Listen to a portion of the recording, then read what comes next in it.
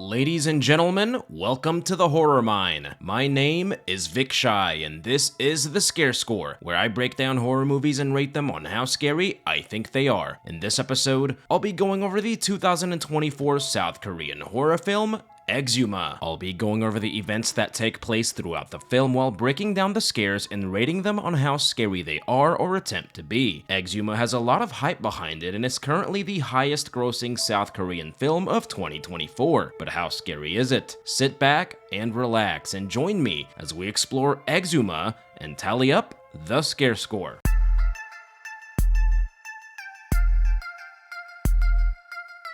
Our movie begins with a big, black, bold title sequence. We meet two of our main characters, Hwarim and Bong-gil, two shamans taking a flight from South Korea to Los Angeles. The flight attendant speaks to Hwarim in Japanese and she tells her that she's Korean. This brief exchange subtly foreshadows the film's big plot twist. We see that Bong-gil has several tattoos of Buddhist text all over his body. They arrive at the St. Joseph Medical Center and look at a newborn baby named Joseph who hasn't stopped crying since he was born. He's only a few weeks old. I suffer from the same exact mysterious condition and I'm 28 now. The child's mother seems very skeptical of the shamans whose services were requested by the child's father. Hwarim whistles at the baby, something that the shaman Il Guang also does in The Wailing. Another excellent South Korean horror movie that heavily involves shamanism. This is possibly the act of Transcendental Whistling, which is used in shamanism to try and contact supernatural beings. Side note, a lot of research went into this episode and I've linked all the sources I used in the description with timestamps. They ask everyone to leave the room and begin chanting a prayer over the baby. She looks into the child's eye and says that he is suffering from a generational problem that has also affected his father and grandfather. The shocked expression on the mother's face lets Hwarim know that she is correct. EXHUMA is broken down into chapters, with chapter 1 being called Yin Yang and the 5 Elements. We get a brief narration from Hwarim who talks about the spiritual world and her job as a shaman. We then meet the man who hired the two shamans, head of the family, Park Ji-young. Ever since the death of his older brother, strange supernatural occurrences have been plaguing him and his newborn son. He describes someone screaming and choking him when his eyes are closed. Hwarim says that the shadow that has been hovering over them is the spirit of his grandfather, Mr. Park. She believes his ancestor is experiencing discomfort and misfortune from his grave. We are then introduced to our next main character, Professor Kim, a geomancer portrayed by the legendary South Korean actor Choi Min-sik, as well as his associate, a mortician named Elder Go. The two are in the process of exhuming the grave of a deceased woman who has been appearing to her family in dreams. Professor Kim explains to the head of the family that she is buried in a near-perfect location where all 5 elements are in perfect harmony, referring to the 5 elements of wood, fire, earth, metal, and water according to the Wuxing System. They discovered that her young grandson took her dentures because he missed her, which is why her spirit wasn't at rest. Professor Kim describes his job as having to find and dig up lands for both the living and the dead. He is a Feng Shui expert and is responsible for finding ideal spots for burial graves. They are visited by the two shamans who enlist them in the job that is going to pay them lots of money at a sinister cost. Ji-young has a conversation with his mother in English where she tells him to reconsider digging up his grandfather's grave. The brief English conversation felt a little out of place at first, but I think it serves an important purpose, to show that even after starting a family in a new country and adopting a brand new culture and language, Ji-young's family is still haunted by their dark past. She tends to his father, who is nonverbal and bound to a wheelchair. He briefly closes his eyes and the quiet, tormented cry of his grandfather can be heard. His son is crying in the hospital as the grandfather's moans get even louder and more disturbed. Ji-young is visibly shaken and the camera slowly turns, showing that he and his son's torment is literally turning his world upside down.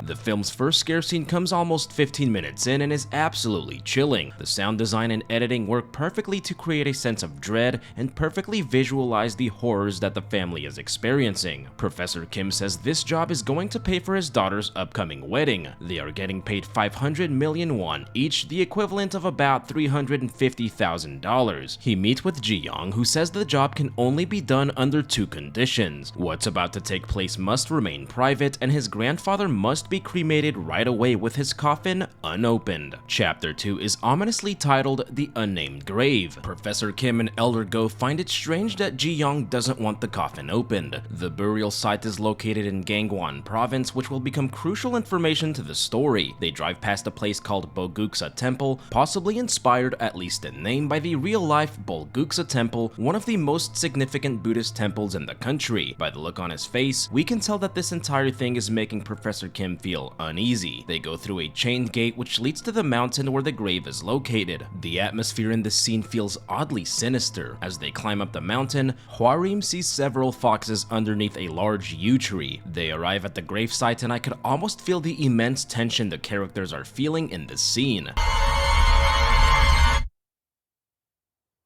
I absolutely love this shot and its build-up. The way the music intensifies, suddenly stops, and transitions to Professor Kim looking extremely worried is pretty brilliant. Nothing really happens or jumps out at the audience, but you can feel just how sinister this gravesite is. Professor Kim analyzes the nameless grave and its mysterious location. Ji-young says the burial site was chosen by a Buddhist monk named Gisune. The monk said the site was very auspicious and fitting of his grandfather's contributions to the country. Professor Kim then says he can't perform the job as this is the most ominous gravesite he's seen in 40 years. He also mentions the foxes near the gravesite, which is a bad omen. Ji-young stands in front of the car with that Puss in Boots guilt trip look on his face. Come on, man. Can you please dig up my grandpa? During a conversation, Hwarim notices Ji-young's hands shaking badly. He then pleads with Professor Kim to save his son. Professor Kim believes he is hiding something from them and that the monk Gisune chose the coordinates of the grave for a specific purpose. Hwarim suggests they hold a ritual while exhuming the grave to offset the negative energy. They prepare for the misfortune redirecting ritual and the stage is set for an extremely intense scene. They enlist the help of 5 workers born during the year of the pig to establish a connection with the 5 pigs used in the ritual. The workers dig up the grave and Hwarim will attempt to redirect the negative energy into the pigs and get rid of it. The YouTube channel Loonytricky has a great and very informative documentary on South Korean shamanism that I highly recommend watching. He does a really good job explaining South Korean shamanism and its history. He also references the specific type of ritual being performed by Hwarim, a ritual to quell a restless ancestor that is interfering with their family's health. Ji-young's aunt arrives, who is Mr. Park's daughter and is against the exhumation of her father's grave. Hwarim walks in wearing a blue robe and the intense ritual begins. The ritual scene is very authentic and accurately portrays South Korean shamanism. According to director Jang Jae-hyun, the ritual scene is 100% authentic. Hwarim starts dancing with blades as Bongil starts to chant while playing the drums. The ritual quickly intensifies as Hwarim starts slicing the pigs and the workers begin digging up the grave. As the ritual progresses, the loud noises slowly become drowned out by ominous music. It's hard to put into words how I feel about this ritual scene, but simply put, I couldn't take my eyes off of it. It was majestic, chaotic, unsettling, and groovy all at the same time. Actress Kim Go-eun, who plays Hwarim, gives an amazing performance in the film and gives an absolute masterclass during the ritual scene. The shots of her with the charcoal and blood on her face are absolutely iconic. During an MBN Entertainment interview, a real-life shaman who served as a consultant on the film said actress Kim Go-eun and actor Lee Do-hyun, who portrays Bong Gil, both practiced with her for a 1.5 years for their roles as shamans. The ritual scene was so authentic that the shamans believed they actually summoned a spirit on set while filming, which adds another eerie layer to this scene. I also think that the real-life shamans were portraying the shamans in the white robes during the scene. Their names don't appear on IMDb and I can't confirm this, but it really looks like the same person. Clearly, a lot of care and research went into making this scene and the entire movie as authentic as possible. They finally reach the coffin and find that it's made of juniper wood, a material that years ago was only used for coffins of the royal family. There is a brief exchange between Professor Kim and the elderly aunt who is purposely avoiding eye contact with him. She definitely knows the secrets buried deep within the mysterious coffin. They lift the coffin out of the ground and prepare to transport it for cremation. Elder Go drives off with the coffin in a brief but oddly unsettling shot. One of the workers at the gravesite encounters a snake, which leads to a really unexpected scare.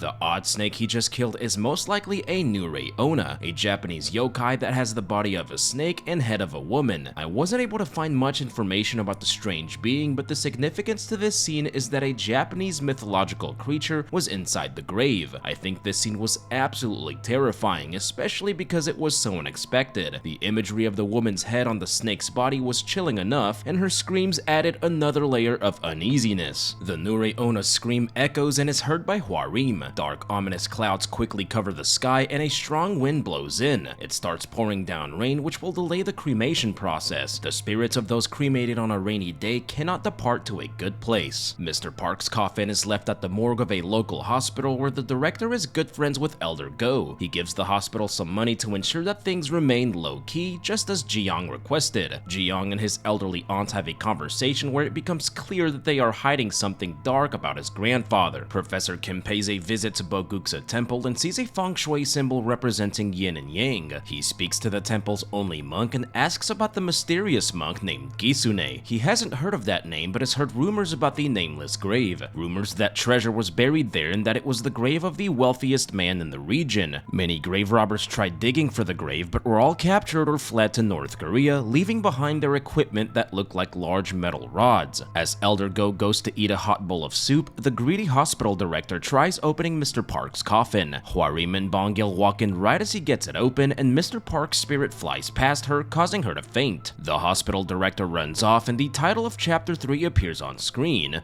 Spirit Airlines. This chapter is where the movie shifts from an unsettling feeling of looming dread to very suspenseful and intense. At the hospital, Hwarim has a nosebleed and says something very threatening came out of that coffin. Back in the US, Ji-young's parents are visited by the grandfather spirit. Mr. Park speaks directly to his son and tells him to let him in. He calls out to his dad and opens the window, letting the sinister spirit inside.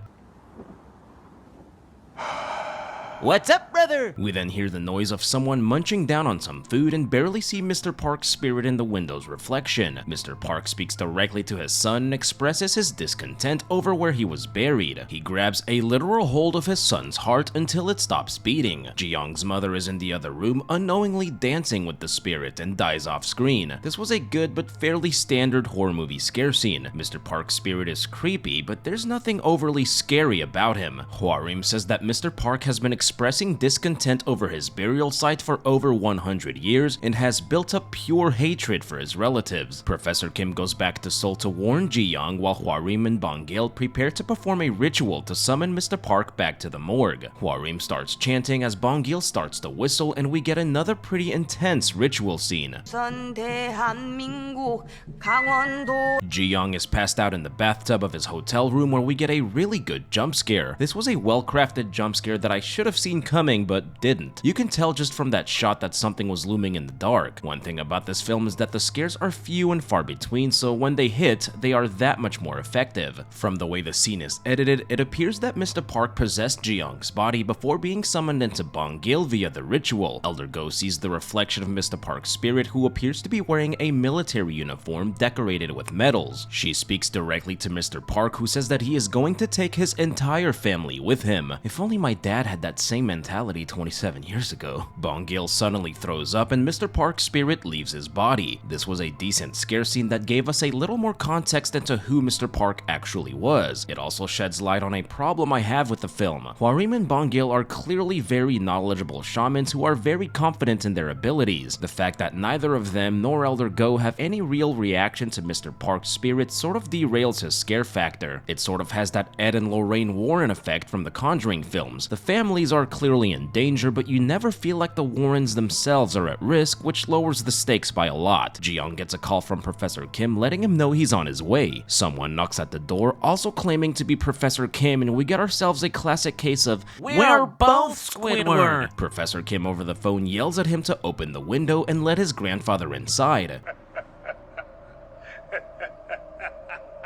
Ji-young sees his grandfather's reflection on the ceiling and starts sweating more than Jordan Peele in the classic meme. The real Professor Kim walks into the hotel room and sees Ji-young, who is now possessed by his grandfather's spirit. He gives a brief speech praising the Japanese Empire before throwing up. He ominously says that the fox has broken the tiger's spine before twisting his head 180 degrees and claiming his grandson's life. Professor Kim looks into the window and sees Mr. Park's spirit slowly disappear to go claim his final victim, baby Joseph. This was a great scene that really ramped up the intensity and scare factor. This is how you build up a villain. You have to make them feel like they're a threat, and this scene does exactly that. Just like everything else in the film so far, the imagery on display is excellent. The shot of Ji-young sweating like crazy while slowly turning his head to look at his grandfather was brilliant. With Ji-young now dead, only Mr. Park's daughter can approve her father's cremation, which must be done before he claims baby Joseph. While the nurse rocks the baby to sleep, Mr. Park's spirit can be seen in the corner of the room. Professor Kim speaks with her over the phone and expresses the urgency of the situation. With Mr. Park standing right in front of baby Joseph, she approves the cremation, which successfully vanquishes his spirit. And since he was cremated during the rain, his spirit will not move on to a good place. A little over an hour into the film, this intense scene served as a climax for the story of Mr. Park and his family. The film's story now takes a drastic turn and essentially becomes a different film, which I'm sure will divide a lot of people. Chapter 4 is titled Spiritual Retribution, Disturbed Earth. Professor Kim visits the worker named Chang Min, who is now sick and has been experiencing nightmares since the day of the ritual. His eyes are bloodshot red and he is being stalked by the spirit of the Nure-Onna. Professor Kim returns to the gravesite and finds the Nure-Onna, whose face looks absolutely horrifying. It's a really disturbing image that also leads to another mysterious discovery. He discovers another coffin that was buried vertically directly underneath Mr. Park's coffin. They pull out the unusually large coffin and find it wrapped in barbed wire. Hwarim says they should leave it alone, but Professor Kim believes it may be another Park family member. They decide to take the coffin, which is definitely not the right thing to do. I can't believe that Professor Kim would suggest this and that more people didn't push back against the idea, but we have to further the plot along somehow. They bring the coffin to Bulguksa Temple, where the monk is completely shocked by what he sees. Hwarim encircles the coffin with glutinous rice, which is commonly used in Asian cultures to ward off evil spirits. They consult with the elderly aunt, who says she had no idea about the mysterious coffin beneath her father's. We learned that during World War II, Mr. Park was loyal to the Japanese Empire and sold out his own people. As punishment, the monk Gisune buried him in the vilest gravesite he could find, which explains why Mr. Park was so angry with where he was laid to rest. Although Gisune himself was Japanese and his real name was Murayama Junji, we see an old picture where Gisune can be seen creepily standing in the background. They burn and pray for the body of the Nure-Onna and plan to burn the large coffin when the sun rises. They then all enjoy a hot bowl of noodles courtesy of the monk. A happy gathering over a meal in the middle of a horror film can only mean that things are about to hit the fan. This cute dog agrees with me, and so does the 5th chapter titled Ghostly Fire Oni, or Oni-chan if you're feeling cute. While the group sleeps, Hwarim calls a fellow shaman to ask about Murayama Junji. He was known in the shaman culture as a yin-yang master called the Fox. Fox in Japanese translates to Kitsune, and the monk is known in Korea as Gisune. He is described as having an overwhelmingly powerful aura. Hwarim speaks to her grandmother's spirit, who we see directly behind her. Her grandmother's spirit follows her around and kind of serves as her spiritual guardian. While getting ready for bed, the monk hears a loud noise coming from outside. Bong-gil is then woken up by the bloodied monk standing directly on top of him, repeatedly saying, "He took my liver." He draws a warding spell with his finger and the monk disappears. He goes looking for the monk and hears loud noises coming from a nearby pigsty. He then sees a farmer getting brutalized by an unseen creature, and we also see the monk's body on the ground. What Bong-gil saw when he woke up was actually the monk's spirit right after he passed. He wakes up Hwarim, and her grandma quickly grabs her arm as if warning her of what's coming. They go look at the coffin and find that whatever was inside escaped the building through the roof to avoid the seal. Hwarim reaches into the coffin and pulls out a samurai helmet before being confronted by the creature. She comes face to face with an extremely large demon-like samurai general who came to get his helmet back. Hwarim thinks quick on her feet and responds in Japanese, pretending to be his servant. The general isn't fooled, and we get a great suspenseful shot of him looking down at her through the hole in the roof. She rushes out of the barn and Bong-gil comes running to her rescue. He tells her to run, but she is frozen in fear. She sits there terrified as the general jabs his hand into Bong-gil, severely injuring him. The general slowly approaches her but stops and starts chanting when he sees a pagoda behind her. Pagodas are Buddhist temples with multiple levels found in parts of Asia. As Professor Kim and Eldergo arrive, the general goes up in flames and flies into the sky. They all gaze in astonishment at the surreal scene. They get brief disturbing visions of the events that led up to this moment before the general flies away.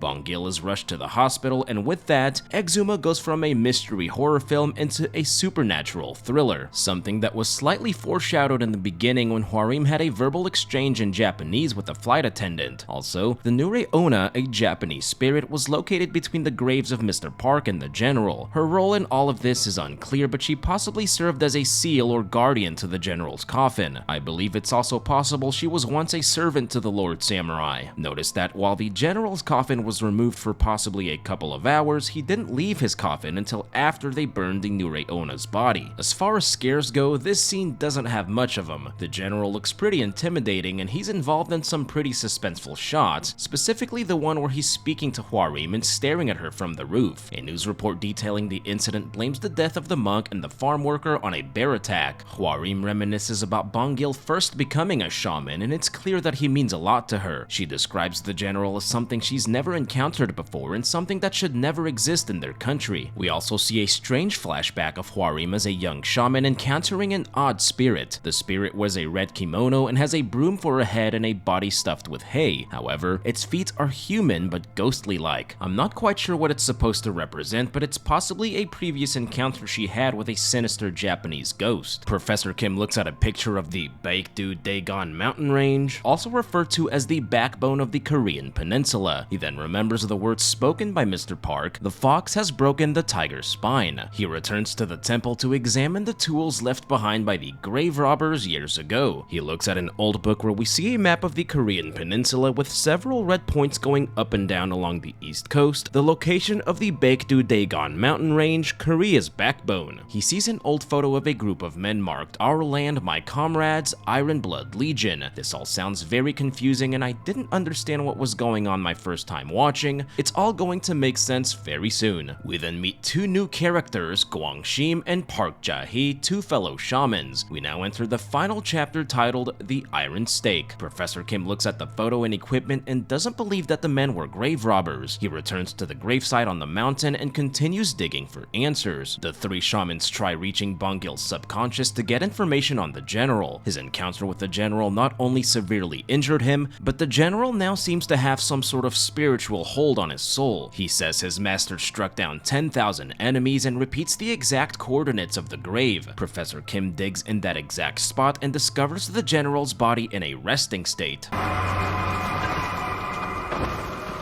The possessed Bong-gil threatens the pregnant Gwangshim and she urges Hwarim not to get involved with this. She's clearly seen enough Scare Score episodes to know that Japanese ghosts do not mess around. She mentions Hwarim's previous encounter with a Japanese ghost, which is a possible reference to the broom ghost we saw in the flashback. Professor Kim and Eldergo meet Hwarim in the hospital where they discuss everything they learned. This is also where I had to do more research to understand what was going on. This takes us back to the Japanese colonial rule of Korea during 1910 through 1945. During the Japanese occupation of the country, it is said that several iron stakes were driven into the Korean land along several mountainous areas by the Japanese. These areas were specifically targeted to disrupt the country's feng shui energy and make the country easier to control. The map marked with several red dots along the Baekdu-daegan mountain range, the tiger's spine, are the supposed locations of these iron spikes. The men originally thought to be grave robbers were actually Korean patriots who called themselves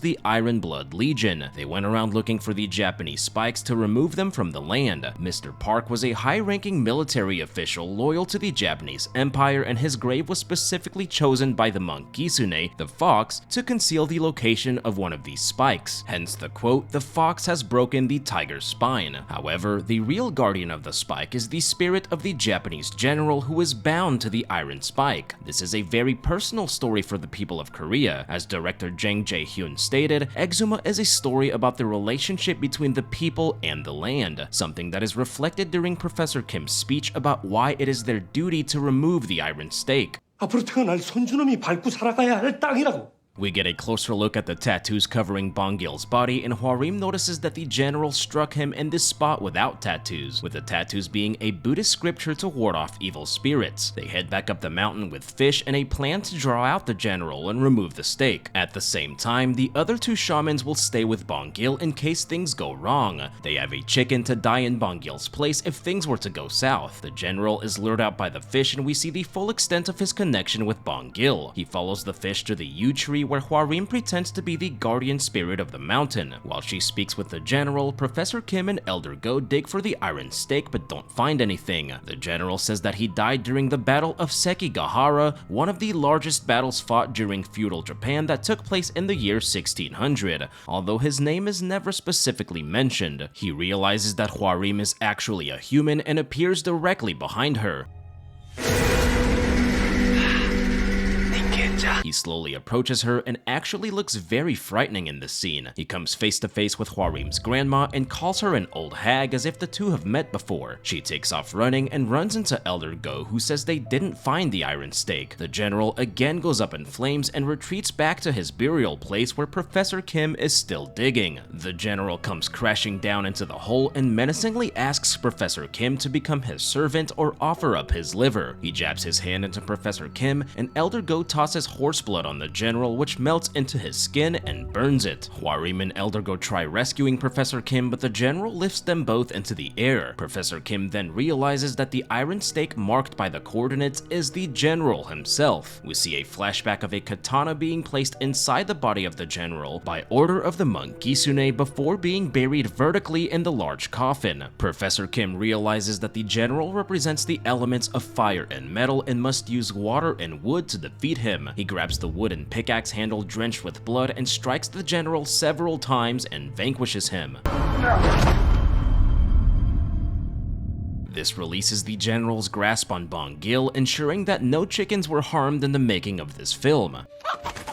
This served as an intense climax that wrapped up the story pretty well. The best part of this scene was the interaction between Hwarim and the general in front of the tree. It was very suspenseful and had a really tense and otherworldly atmosphere. The general actually appeared very frightening in that scene, especially because of how creepy his face looked. Professor Kim collapses from his injuries and is rushed to the hospital. He and Bong-gil both eventually recover from their injuries. Everyone tries returning to their normal lives but are all clearly affected by the events that took place. In the film's final scene, they all attend the wedding of Professor Kim's daughter as the movie ends. And that, ladies and gentlemen, was EXHUMA. My friends, I have some pretty mixed feelings about this film. The film started off really strong with an intriguing mystery and solid horror elements. I was immediately hooked and on the edge of my seat for the entire first half of the film. While I appreciate the dedication to tell a story immersed in culture and history, I feel that the second half of the film was definitely weaker than the first. It just feels like the film slowed down a lot when the Japanese samurai plotline was introduced and became more of a dramatic thriller than a horror film. It essentially feels like two different films trying to tie two plots together. Not to say that the second half of the film was bad, I just wish they did more to make it scarier. I also think that while the main characters were all really well acted, they weren't fleshed out enough. They all had clear personalities and established relationships with one another, but nothing that we really got too much of on screen. EXHUMA sort of felt like the final two episodes of a mini-series, which left me feeling a bit unsatisfied when the credits rolled. It's still an interesting film with a few well-crafted scares throughout. I just wish they did more to consistently keep it scary, earning EXHUMA a mid-scare score